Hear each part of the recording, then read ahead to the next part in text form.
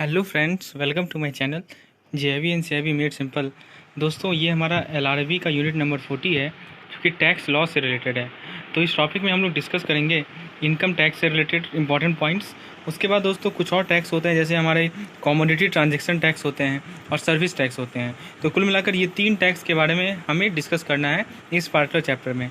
आइए दोस्तों, शुरुआत करते हैं सबसे पहले इनकम टैक्स से। तो जैसा कि नाम ही है इनकम टैक्स, तो जो टैक्स इनकम के लॉ से रिलेटेड हो। अब देखिए, इनकम का जो टैक्सेशन है उसका जो लॉ होता है दोस्तों, वो हमारा इनकम टैक्स आता है। और ये कौन सा एक्ट है? इनकम टैक्स एक्ट 1961, इसके अंदर ये गवर्न होता है। अब ये जो एक्ट है दोस्तों, इनकम टैक्स एक्ट 1961, उसके अंदर क्या कहा गया कि कोई भी एसएससी है, उसका यदि टैक्सेशन है, उसको एसेस किया जाएगा किस बेसिस पे? तो पहला है रेजिडेंस के बेसिस पे, और दूसरा है दोस्तों place of source of income. तो ये 2 बेसिस है जिसके बेसिस पे हम लोग इनकम टैक्स एक्ट 1961 के अंतर्गत टैक्सेशन ऑफ इनकम को एसेस कर सकते हैं, रेजिडेंस के बेसिस पे and place of source of income. Question आपके सामने है, the income tax act envisages the taxation of income of an SSC on the basis of. Option A कर रहा है only resident of the SSC, option B कर रहा है only place of source of income of the SSC, और option C कर रहा है only place of business of the SSC, option D कर रहा है प्लेस ऑफ रेजिडेंस और place of source of income of SSC. अब बताइए दोस्तों, जैसा कि हम लोगों ने ऊपर देखा है कि यहाँ पे 2 गवर्निंग फैक्टर होते हैं। पहला होता है दोस्तों हमारा रेजिडेंस, और दूसरा है दोस्तों source of income, place of source of income. तो ये 2 चीज़ें हैं। तो करेक्ट आंसर होगा इसका ऑप्शन नंबर डी। तो जो हमारा इनकम टैक्सेशन होता है वो 2 चीज़ों पे बेस्ड होता है, पहला प्लेस ऑफ रेसिडेंस और दूसरा है place of source of income of SSC. यानी आपका सोर्स ऑफ इनकम कहाँ से है, किस जगह से है, तो उस पर निर्भर करता है। उसके बाद दोस्तों इनकम का मीनिंग क्या है ये समझते हैं। इनकम का जो डेफिनेशन है वो इंक्लूसिव है, ठीक है। There is no precise definition as to what constitute income, ठीक है। कोई प्रिसाइज डेफिनेशन आप नहीं कर सकते कि इनकम क्या होता है। एग्जैक्टली ये बुक के वर्डिंग है जो कि मैं आपके सामने प्रस्तुत कर रहा हूँ। तो क्वेश्चन है इसके बेसिस पे, as per provision of income tax act the definition of income is. दोस्तों ये जो इनकम टैक्स एक्ट 1961 है, इसके डेफिनेशन के अकॉर्डिंग आपसे ये पूछा गया है कि इनकम का डेफिनेशन क्या है। ऑप्शन ए कर रहा है एग्जॉस्टिव, ऑप्शन बी कर रहा है इंक्लूसिव, ऑप्शन सी कर रहा है फुल्ली एग्जॉस्टिव, और ऑप्शन डी कर रहा है ऑल ऑफ द अबव। तो फ्रेंड्स ऊपर आप देख सकते हैं, ऊपर साफ साफ लिखा हुआ है कि जो हमारा इनकम टैक्स एक्ट 1961 है उसके अकॉर्डिंग जो इनकम का डेफिनेशन है वो हमारा एग्जॉस्टिव तो बिल्कुल नहीं है, वो क्या है दोस्तों हमारा इंक्लूसिव है। तो करेक्ट आंसर होगा option number B. So the definition is not exhaustive and inclusive. अब इंक्लूसिव का क्या मतलब हुआ? No precise definition as to what constitute income is available, ठीक है। कोई डेफिनेशन हमारे पास अवेलेबल नहीं है कि इनकम के अंदर क्या आता है, तो इसे हम लोग कहते हैं इंक्लूसिव। अब दोस्तों जरा हम लोग समझते हैं एसएससी एंड असेसमेंट ईयर। तो जो भी इनकम अराइज हो रहा है किसी पर्सन को, अब वो पर्सन कौन कहलाता है? एसएससी कहलाता है। उसको टैक्स किया जाता है किस बेसिस पे? असेसमेंट ईयर के बेसिस पे। तो यहाँ पे असेसमेंट ईयर का काफ़ी इंपॉर्टेंट रोल है। और असेसमेंट ईयर का मीनिंग क्या है दोस्तों? इसका मीनिंग है पीरियड ऑफ 12 मंथ। हर एक 1 अप्रैल से, जो कि फाइनेंशियल ईयर का बिगनिंग होता है, 1 अप्रैल से अगले 12 महीना तक हमारा असेसमेंट ईयर होता है। The income arising in the previous year is tax in the assessment year. अब जो भी पिछले साल का इनकम है, जैसे कि मान लीजिए कि अभी 2021 चल रहा है, तो 2020 से लेकर 2021 तक जितना भी आपका इनकम रहा, ठीक है, वो हमारा वो जो प्रीवियस ईयर में इनकम अराइज हुआ उसको इस वाले असेसमेंट ईयर में टैक्स किया जाता है। Previous year is financial year immediately preceding the. ये तो क्लियर ही हो गया होगा कि प्रीवियस ईयर का क्या मीनिंग है। तो दोस्तों ये यहाँ से आपको असेसमेंट ईयर का मीनिंग क्लियर हुआ होगा, और असेसमेंट किस चीज़ का किया जाता है, कौन सी इनकम का किया जाता है, ये भी क्लियर हुआ होगा। यानी कि यदि इस साल हम असेसमेंट करेंगे तो पिछले साल का में हमारा जो फाइनेंशियल ईयर का इनकम था वो असेस करेंगे। क्वेश्चन आपके सामने है दोस्तों, the income tax is calculated on the basis of income of a person on the basis of. तो क्या कर रहा है कि इनकम टैक्स जो कैलकुलेट किया जाता है वो किस बेसिस पे किया जाता है? पहला है असेसमेंट ईयर, दूसरा है कैलेंडर ईयर, तीसरा फाइनेंशियल ईयर, चौथा है प्रीवियस ईयर। तो बताइए, अभी हम लोगों ने देखा है इसके लिए जो कीवर्ड है वो है असेसमेंट ईयर। तो इनकम टैक्स का कैलकुलेशन होता है दोस्तों, वो किसके बेसिस पे होता है? Income of a person on the basis of assessment year. तो करेक्ट आंसर होगा हमारा ऑप्शन नंबर ए। चलिए नेक्स्ट क्वेश्चन देखते हैं। The income is tax in the assessment year belonging to the income of the. Option A कर रहा है same year, option B कर रहा है प्रीवियस ईयर, ऑप्शन सी कर रहा है कमिंग ईयर, और ऑप्शन डी कर रहा है दोस्तों फाइनेंशियल ईयर। तो जो असेसमेंट में जो इनकम को टैक्स किया जाता है, देखिए इन असेसमेंट ईयर में जो इनकम को टैक्स किया जाता है वो किसके इनकम के बिलोंग कर रहा है? Income of the same year, previous year, coming year और फाइनेंशियल ईयर। तो दोस्तों करेक्ट आंसर होगा इसका प्रीवियस ईयर। तो income arising in the previous year is tax in the assessment year. जो भी प्रीवियस ईयर में इनकम अराइज हो रहा है उसका टैक्सेशन होगा दोस्तों हमारा असेसमेंट ईयर में। अब दोस्तों ये नेक्स्ट क्वेश्चन है, previous year means the dash year immediately preceding the dash year of an SSC. तो प्रीवियस ईयर का क्या मतलब हुआ?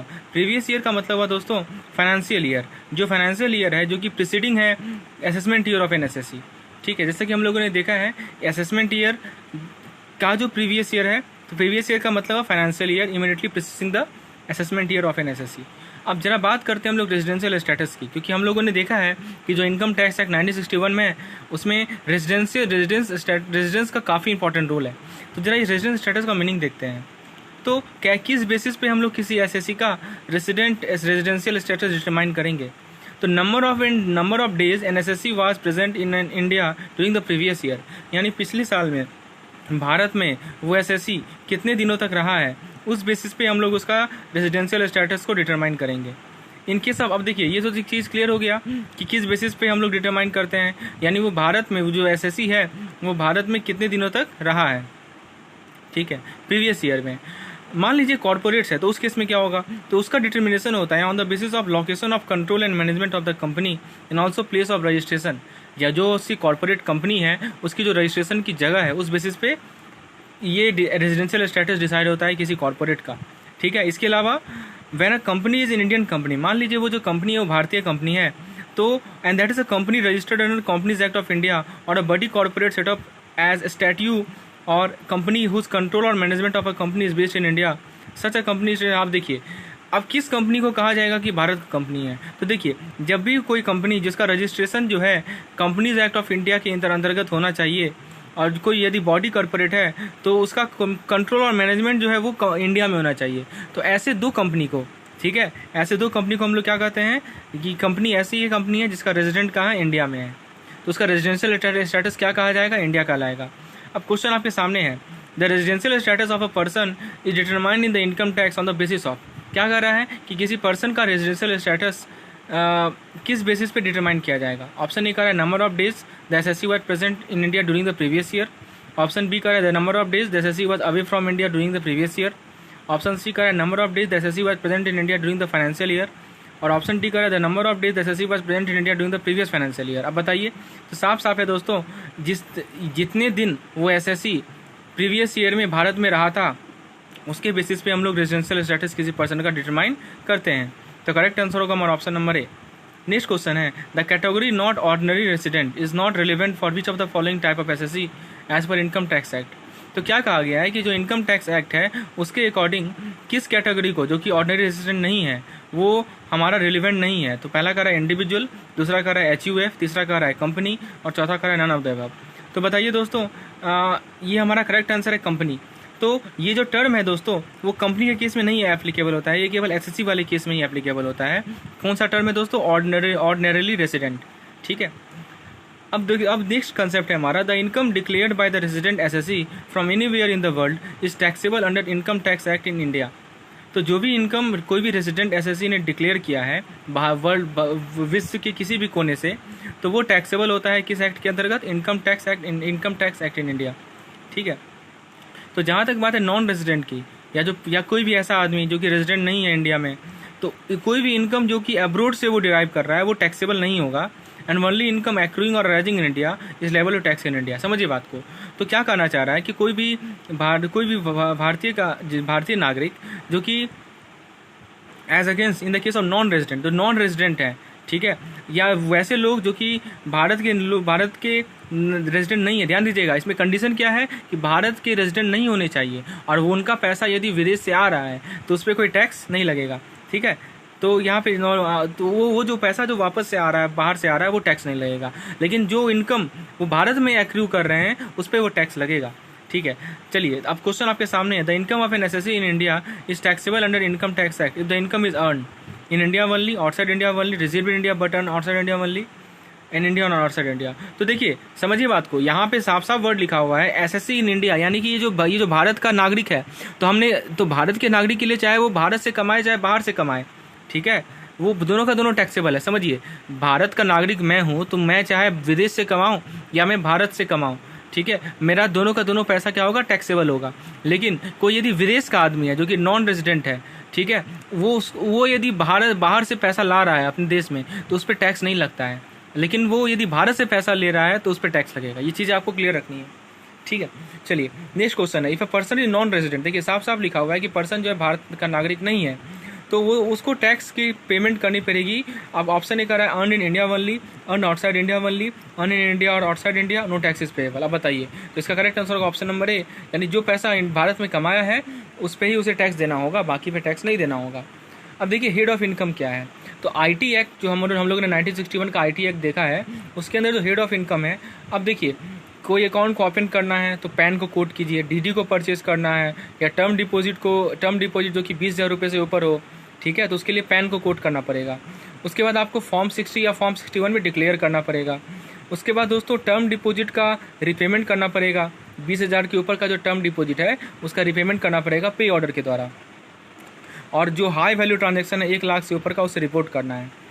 अब इनकम टैक्स 1961 में टैक्सेशन को किस किस हेड के अंदर इन्विसेज किया गया है, पहला सैलरी है, दूसरा इनकम फ्रॉम हाउस प्रॉपर्टी है, तीसरा profit and gain from business और प्रोफेशन है, चौथा कैपिटल गेन है और पांचवा इनकम फ्रॉम अदर सोर्सेज है। आइए क्वेश्चन देखते हैं। Under income tax act 1961 the income is tax under different head of income, which of the following is not one such head. अब देखिए आपके सामने हेड दिया गया है, को पूछा गया है कि कौन सा हेड नहीं है, तो पहला कह रहा है कैपिटल गेन, दूसरा कह रहा है इनकम फ्रॉम हाउस प्रॉपर्टी, तीसरा कह रहा है इनकम फ्रॉम सैलरी, चौथा कह रहा है नन ऑफ द अबव। तो दोस्तों ये सभी के सभी हैं, इसीलिए 5 हेड ऑफ इनकम जो कि मैंने ऊपर लिखा है दोस्तों, आप देख सकते हैं ऑप्शन ए बी सी उसी के अंदर का पार्ट है, ठीक है। तो ये तीनों के तीनों हमारे हेड के इनकम टैक्स के अंदर हेड हैं, समझ में आया। चलिए अब देखते हैं कि इनकम को कैसे कैलकुलेट किया जाता है।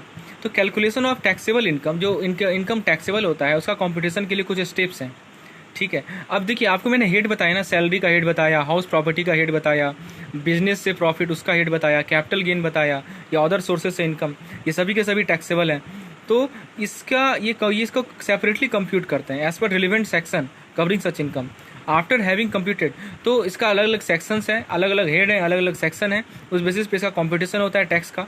After having computed the income under each head separately, तो पहले हम लोग क्या करते हैं, हर एक हेड में जो इनकम है उसे कंप्यूट करते हैं। उसके बाद ग्रॉस टोटल इनकम जो है, इसमें ये जितना भी अमाउंट अभी हम लोगों ने ऊपर कंप्यूट किया है सभी को जोड़ के हम लोग निकालते हैं ग्रॉस टोटल इनकम, ठीक है। और दोस्तों इनकम टैक्स एक्ट का चैप्टर नंबर 6A है, जिसके अंदर क्या कहा गया है, various deduction allowable from gross in total income. तो बहुत सारे डिडक्शन जो अलाउएबल होते हैं ग्रॉस टोटल इनकम से, वो सब इस चैप्टर में लिखे गए हैं, ठीक है। और जो टैक्सेबल इनकम है वो कैसे अराइव होता है, तो इन सभी अमाउंट को डिडक्ट करने के बाद, ठीक है, जो कि चैप्टर 6A में हमारे लिखे गए हैं। चलिए तो ये चीज़ें हमें क्लियर होने रखनी चाहिए। अब देखिए क्वेश्चन है, which of the following provide detail about various type of deduction allowable from gross income. अब देखिए जो ग्रॉस इनकम में उसमें कुछ डिडक्शन भी तो अलाउ होता है, तो क्वेश्चन आपसे ये पूछ रहा है कि आखिर किस एक्ट में ऐसा लिखा गया है। तो अभी हम लोगों ने देखा है ये हमारा chapter 6A of income tax act है, ठीक है। तो करेक्ट आंसर होगा हमारा option number C. Next question है, which of the following is not required to file a return of income if the income in the previous does not exceed the amount which is not liable to tax. अब देखिए इनमें से किसे return file नहीं करना पड़ता है यदि पिछले साल का जो इनकम है वो उस अमाउंट को नहीं एग्जिट करे जो कि टैक्स से लायबल है। तो बताइए, तो इसका करेक्ट आंसर होगा दोस्तों फर्म और कंपनी, ठीक है। तो करेक्ट आंसर है दोस्तों नहीं करना पड़ रहा है, तो फर्म और कंपनी को करना पड़ता है, ठीक है। Even if they not taxable, मान लीजिए कि कोई फर्म है, कोई कंपनी है, वो उसका पास टैक्सेबल इनकम नहीं है, फिर भी उसे रिटर्न फाइल करना पड़ेगा, file there return of income, ठीक है, उसे अपना इनकम के रिटर्न को फाइल करना पड़ेगा। चलिए अब असेसमेंट प्रोसीडिंग, तो every person who total income in the previous year exceed the maximum amount which not liable to tax is required to file a return by the due date prescribed in section 139। हर एक वो लोग जिनका total income जो है पिछले साल में जो मैक्सिमम अमाउंट है उससे ज़्यादा है, देखिए हर एक तो मैक्सिमम अमाउंट होगा ना जहाँ तक टैक्स नहीं लगेगा। यदि मान लीजिए आप उससे ज़्यादा कमा रहे हैं, आपका इनकम उससे ज़्यादा है, तो दोस्तों आपको क्या करना पड़ेगा, अपना रिटर्न फाइल करना पड़ेगा। और ड्यू डेट डिस्क्राइब होता है कहाँ पे, तो सेक्शन 139 में, ठीक है। और एक कंपनी और एक पार्टनरशिप यदि है तो उसे अपना रिटर्न ऑफ इनकम फाइल करना पड़ेगा। चलिए, a corporate assessee is required to file it return of income in the prescribed form number 1। तो कॉर्पोरेट एसएससी के लिए कौन सा फॉर्म है, तो फॉर्म नंबर 1 है, ठीक है। उन्हें क्या करना पड़ेगा, कंप्यूटर मीडिया ई फिलिंग होगा और उसका ड्यू डेट जो है वो अक्टूबर 31 है इस असेसमेंट ईयर के लिए। आपके सामने क्वेश्चन है, for corporate assessee the due date for filing a return is dash of the assessment year. तो क्या है दोस्तों, अक्टूबर 31, ऑप्शन डी करेक्ट आंसर है। अब देखिए कोई भी इनकम रिटर्न है उसको रिवाइज किया जा सकता है, यदि मान लीजिए कि उसमें कोई त्रुटि हो गई, कोई मिस्टेक हो गई, उसे हम लोग करेक्ट कर सकते हैं, ठीक है। कब कर सकते हैं? By filling another return. तो उस कैसे करेंगे इसे? तो हम एक दूसरा रिटर्न को फाइल करेंगे, ठीक है। कब तक? 1 साल के अंतर्गत, ठीक है। असेसमेंट ईयर के एंड होने से within 1 year from the end of assessment year before completion of assessment whichever is earlier, ठीक है। A return declaring loss should be filed before the due date and any delay in filing of such return declaring loss will result in denial of benefit. तो जो भी loss से related declaration है उसे हम लोग फाइल करना पड़ेगा ड्यू डेट से पहले। क्वेश्चन आपके सामने है, if a person find that he has not properly disclose the income of his return he can file revise return. देखिए, मान लीजिए कोई आदमी है, उसे ये लगा कि जो भी इनकम उसने डिस्क्लोज किया है वो प्रॉपर नहीं है, तो क्या वो रिवाइज रिटर्न फाइल कर सकता है? आप देखिए ऑप्शन है with in 6 month, with in 300 days, with in 1 year, और डी का रहा है कि वो फाइल कर ही नहीं सकता है। आप बताइए। तो ऑब्वियस सी बात है, वो फाइल तो कर सकता है। अभी हम लोगों ने देखा है वो रिवाइज रिटर्न को फाइल कर सकता है, लेकिन कब तक? विद इन 1 ईयर, ठीक है। तो ये आपको ध्यान रखना है कि असेसमेंट ईयर खत्म होने से 1 साल के अंतर्गत वो रिटर्न को फाइल कर सकता है। तो ये 1 ईयर आपको ध्यान रखना है। तो करेक्ट आंसर होगा within 1 year, option number C. चलिए, if the return is of loss is not filed on time. अब देखिए, कोई लॉस हो गया, उसका रिटर्न को टाइम पे फाइल नहीं किया गया, तो बताइए क्या होगा? पहला ऑप्शन कर रहा है it can be file any time to carry forward loss to set off in the future year. B कर रहा है it can not be filed subsequently. अब बताइए, लॉस वाले केस में हमने क्या बताया था? यदि टाइम पे आप फाइल नहीं कीजिएगा तो it can be fill subsequent, दोस्तों आप बाद में फिल कर सकते हैं, लेकिन ध्यान इस बात की रखनी है कि but the carry forward loss will not be allowed. अब ऐसा नहीं कि आप बाहर फिर भी आगे जाके फ्यूचर ईयर्स में फिर से लॉस करेंगे। तो इसीलिए हमारा option number C correct answer है। अब देखिए, जो भी एसएससी के द्वारा रिटर्न फाइल किया जाता है उसे एसेस करता है एक ऑफिसर, ठीक है, जिसको ड्यूली डेजिग्नेट किया गया इस पर्पज़ के लिए, जिसे हम लोग एओ कहते हैं, असेसिंग ऑफिसर कहते हैं। और जो असेसमेंट है could be in nature of the summary assessment way return of income is accepted under section 143 first by AO without any further inquiry. जो एओ है हमारे, यानी असेसिंग ऑफिसर जो है हमारे, वो स्क्रूटनाइज करते हैं रिटर्न को, ठीक है। कैसे? Bye issuing notice under section 143(2) of the act, ठीक है, and complete the assessment under section 143(3) is called scrutiny assessment. तो आप देख सकते हैं यहाँ पे 3 सेक्शन के बारे में कहा गया है। पहला है 143 का पहला पार्ट, दूसरा है 143 का दूसरा पार्ट, और तीसरा है 143 का तीसरा पार्ट। तो 143 के पहले पार्ट में रिटर्न को क्या करता है? एक्सेप्ट करता है। दूसरे पार्ट में क्या करता है? नोटिस इशू करता है। और तीसरे पार्ट में क्या करता है? असेसमेंट को कंप्लीट करता है स्क्रूटनी असेसमेंट के द्वारा। तो ये 3 चीज़ आपको ध्यान रखनी है। आपके सामने क्वेश्चन है, the summary assessment under income tax act means. अब समरी असेसमेंट का क्या मतलब है? तो दोस्तों अभी हम लोगों ने देखा है कि जब भी कोई असेसिंग ऑफिसर, जिसे हम लोग एओ कहते हैं, वो रिटर्न को एक्सेप्ट करेगा, ठीक है, विदाउट एनी फर्दर इंक्वायरी, बिना इंक्वायरी का, तो उसे हम लोग कहते हैं समरी असेसमेंट, ठीक है। ये चीज़ क्लियर हो गई होंगी आपको। आइए नेक्स्ट क्वेश्चन देखते हैं, द स्क्रूटनी स्टेटमेंट। देखिए, 2 असेसमेंट है, एक है समरी असेसमेंट और एक है स्क्रूटनी असेसमेंट। तो स्क्रूटनी स्टेटमेंट का क्या मतलब है?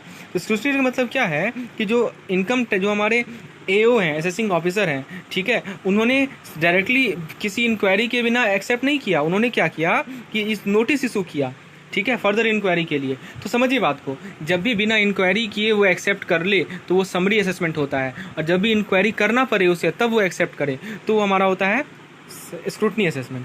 बस 2 वर्ड है, समरी और स्क्रूटनी, इतना ही का अंतर है। अब दोस्तों नेक्स्ट टॉपिक है हमारा पेमेंट ऑफ टैक्स। तो दोस्तों advance tax is payable as per provision of section 210 of income tax act. तो एडवांस टैक्स जो है उसे हम लोग पे कर सकते हैं। Advance tax arises from concept of pay as you earn, जैसे आप कमाइए फिर आप पे कीजिए उसे। In the case of corporate assessee advance tax is payable in 4 installment. तो इंडिविजुअल के लिए क्या है कि आप एडवांस टैक्स को पेमेंट कर सकते हैं, और कॉर्पोरेट के लिए क्या है कि 4 इंस्टॉलमेंट में वो पे कर सकता है। जैसे कि जून 15 में 15%, सितंबर 15 तक 30%, दिसंबर 15 तक 60% और मार्च तक 100%। अब देखिए, वही पूछ लिया आपसे क्वेश्चन कि 4 इंस्टॉलमेंट में जो पे करेगा कॉर्पोरेट में तो वो क्या होगा, तो आप बता लीजिए। तो दोस्तों इसका करेक्ट आंसर होगा ऑप्शन नंबर सी, यानी 60%। अब deduction collection of tax source. Firstly the person deducting tax at source is required to obtain tax deduction account number 10 by filling application in form 49B। तो दोस्तों एक form है जिसे हम लोग 49B फॉर्म कहते हैं, ठीक है। उस फॉर्म के द्वारा क्या होगा, उस फॉर्म में जो एप्लीकेशन है उसको यदि आप भरिएगा तो आपको एक TAN नंबर मिलेगा। TAN नंबर होता है दोस्तों टैक्स डिडक्शन अकाउंट नंबर, ठीक है। अब क्या इसका मतलब है कि पर्सन, जो भी आदमी है जो कि टैक्स डिडक्ट कर रहा है, उसे ये फॉर्म को अब लेना होगा। The tax shall be deducted at source as per the rate given in the finance act of the respective year. The tax deducted at source required to be deposited in government office. अब देखिए question है, if a person has the obligation to deduct tax at source he has to obtain. तो यदि tax को deduct करवाने का source का आपके पास ऑब्लिगेशन है तो आपको 10 नंबर ऑब्टेन करना पड़ेगा। ठीक है। तो टैक्स डिडक्शन अकाउंट नंबर जिसे कहते हैं 10। The provision related to TDS are important in the normal day-to-day business activity of a bank and are relevant when payment of a specific nature are made। अब कौन कौन सा payment होता है, ठीक है, किसी बैंक की बिजनेस एक्टिविटी में, और जो कि TDS के अंदर कवर्ड है, और ये देखते हैं। पहला है सैलरी, ये है सेक्शन 192। दूसरा है इंटरेस्ट ऑन सिक्योरिटी, ये है सेक्शन 193। उसके बाद है दोस्तों payment of interest other than interest of security. उसके बाद है payment of brokerage and commission, payment by way of rent, payment of professional and technical fee, payment to non resident. तो ये सभी के सभी हमारे कुछ बिजनेस एक्टिविटीज़ है बैंक के जो कि TDS के अंदर कवर्ड है। अब क्वेश्चन वही पूछा गया है, विच ऑफ द फॉलोइंग, आप देखिए सेक्शन से रिलेटेड पूछा गया, तो इसको आप देखिए और मिलाइए इसको, ठीक है। अब मान लीजिए कोई पेमेंट यदि हमें नॉन रेजिडेंट को करना है, ठीक है, तो जो सेक्शन 195 है उसमें पेमेंट इंटरेस्ट को कवर होता है and any other sum not being salaries, ठीक है। The rate of deduction of tax on payment made to non resident under section 195 is also given in finance act of the relevant year. The government of India enters into agreement for avoidance of double taxation of income. अब question है, the rate at which the deduction of tax at source is to be made by the bank is given in. बताइए कहाँ दिया हुआ है ये, तो ये फाइनेंस एक्ट में दिया गया है, ठीक है। ये कहाँ दिया गया है, फाइनेंस टैक्स में। Non compliance with provision relating to TDS act. आप मान लीजिए कि TDS का जो प्रोविजन है उसको आप कंप्लाई नहीं कर रहे हैं, तो क्या होगा, तो आपको 12% का रेट ऑफ इंटरेस्ट देना पड़ेगा उस अमाउंट पे, जो कि उस अमाउंट ऑफ टैक्स पे जो कि सोर्स पे पेबल है। उसके बाद आपको रिकवरी करना पड़ेगा टैक्स का, ठीक है। उसके बाद दोस्तों non payment of tax deduction source attract prosecution procedure भी होता है। और any failure to file return in this regard attract penalty at the ₹100 per day for the period of default. यानी जितने दिन तक डिफ़ॉल्ट पीरियड है 100 रुपये प्रतिदिन के हिसाब से आपको पेनल्टी लगेगा, ये करना चाह रहा है। तो आप देखिए ये क्वेश्चन है which one is not correct. तो ये सभी के सभी हम लोगों ने देखा है। तो ये जो इंटरेस्ट पीरियड का पेमेंट है वो 12% पे होता है, लेकिन ऑप्शन बी में 18% दिया गया है, इसलिए ऑप्शन बी हमारा रॉन्ग है। अब दोस्तों इसमें फ्रिंज बेनिफिट टैक्स को देखिए। तो FBT जो है फाइनेंस एक्ट 2005 में इंट्रोड्यूस किया गया था और ये प्रीवियस ईयर के लिए एप्लीकेबल था, जो कि 1 अप्रैल 2005 से शुरुआत हुआ था। FBT में क्या था, tax fringe benefit which are provided और deemed to have been provided by an employer to its employee during the previous year. It is nature of presumptive tax levied on the employer in respect of various expenses incurred by the employer on the behalf of employee. तो fringe benefit tax किससे related है, तो ये related है tax payable by employer on the fringe benefit that are provided और deemed to be provided by the employer. उसके बाद दोस्तों banking track cash transaction act है, इससे रिलेटेड कम क्वेश्चन पूछने के चांस हैं। तो फ्रेंड्स ये था हमारा टैक्स लॉस से रिलेटेड इंपॉर्टेंट पॉइंट्स। इसे आप लोग एक बार रिवाइज कर लेंगे, 2-3 बार वीडियो सुनेंगे तो निश्चित रूप से रिवाइज हो जाएगा। यदि आपको PDF की रिक्वायरमेंट है, नीचे व्हाट्सएप नंबर मिलेगा डिस्क्रिप्शन में, जिस पे आप मुझे कॉन्टैक्ट कर सकते हैं। दोस्तों लेसन पसंद आया हो तो एक लाइक जरूर कीजिएगा, चीज़ें क्लियर हो रही होंगी, इसे शेयर कीजिएगा। धन्यवाद।